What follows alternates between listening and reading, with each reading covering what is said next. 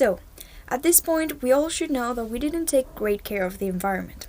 In fact, we are destroying it every day a little bit more. But how does that affect our health? Well, environmental pollutants can cause health problems like respiratory diseases, heart disease, and some types of cancer. More than 12 million people around the world die every year because they live or work in unhealthy environments. Air pollution is the single largest environmental health risk in Europe, and it's associated with some of the diseases mentioned before. Exposure to air pollution is estimated to result in over 400,000 premature deaths in the European Union each year.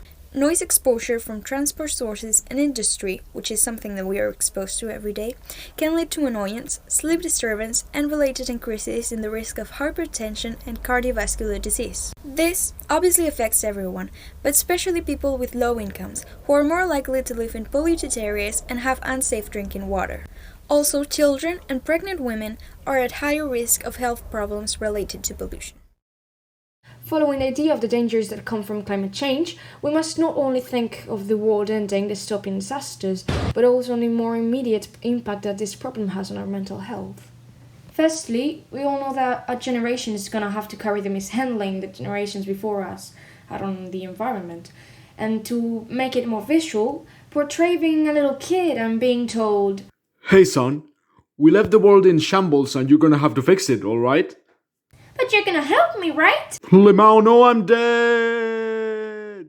That's certainly a bit stressful. Following with this topic, here's a graphic. As we can see, there is a large number of people who feel worried about this issue to a point where they can even normally function. All these poor teenagers not only have to worry about their future, they don't even know if they're gonna have a future in the first place. But moving on, this problem is not only affecting the kids, but also the adults, as there's proof that some couples have started worrying about whether to have children or not. I mean, I certainly wouldn't want my child to have to carry the fate of the whole world. And I don't say it because I feel bad for the kid. I say it because I feel bad for the world. Like, those little things, it Legos. And finally on this topic, I like to play a little fragment of the science writer Britt Weiss' TED Talk. Have a look. We cannot afford to treat the psychological impacts of climate change as some afterthought because the other issues of science and technology and the politics and economy feel hard, while this somehow feels soft. Mental health needs to be an integral part of any climate change survival strategy, requiring funding, an ethics of equity and care, and widespread awareness. Because even if you're the most emotionally avoidant person on the planet, there's no rug in the world that's big enough to sweep this up under. Thank you. Hello everyone, it's me, Mario, and I'm going to talk about some things that we can do to preserve the environment. So, first of all, what is the environment?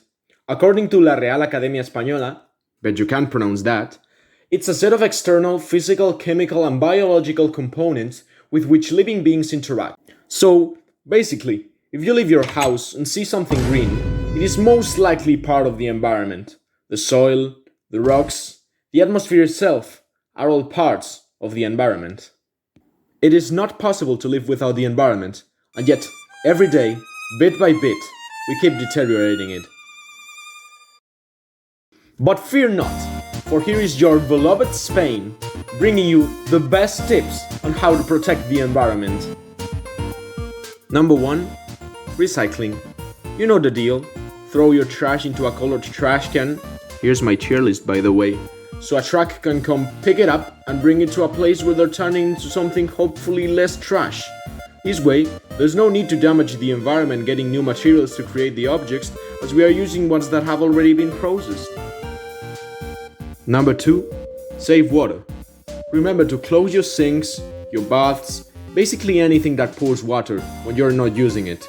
Water is important and somewhat scarce, and we certainly don't want to run out, so yeah, don't waste it. Number 3. Lessen the use of fossil fuels. We all know the damages these bad boys cause to the environment, from polluting waters and killing animals, to destroying the ozone layer, to making you pay thousands a year and giving your car some of that oil, not to mention their scarcity, which is a problem in and of itself. It's no secret that fossil fuels have a very negative impact on the environment. However, fossil fuels are so used right now that it's very difficult to not foment their use. So how can we do it? Well, some of the usual suggestions might be using public transport, or even better, walking, cycling, horse riding, turtle riding, switching to electric cars, using more renewable energy, all little individual efforts that when accumulated can make a difference. Now, I'll leave it to my pal Marta, who will explain some more interesting ways of saving the environment. Take it away. Now that we've finished with the basics, we could think of more complex and less general things. For example, the creation of more natural reserves and protected spaces, so that more natural zones, as well as the species of plants and animals that inhabit them, can be preserved, because the destruction of natural habitats is a key issue in the destruction of the environment. We must not only stop doing the things that outright kill the planet, but also the things that, although don't have a massive impact in our everyday lives, still cause the irreparable destruction of the environment, like, as mentioned earlier, the destruction of natural habitats or the extinction of species.